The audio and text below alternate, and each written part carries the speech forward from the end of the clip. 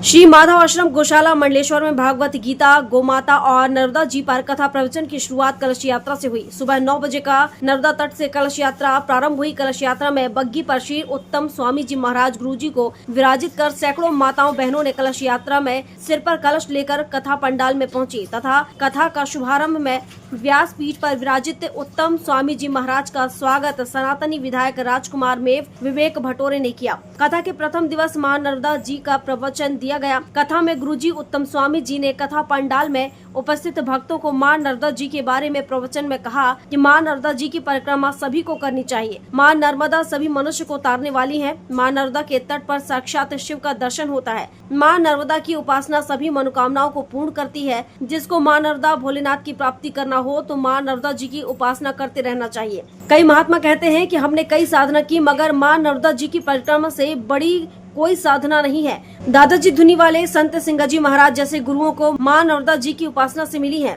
ब्रह्म मुहूर्त में मां नर्मदा जी को दीपक लगाना, उपासना करने से सारे मनोरथ पूर्ण होते हैं। कौन सो काम जो कठिन है, मां नर्मदा जी की परिक्रमा उपासना साधना करने से सब सरल हो जाते हैं। परमात्मा को प्राप्त करना है तो मां नर्मदा जी की उपासना करनी चाहिए। महेश्वर से राकेश शर्मा की रिपोर्ट।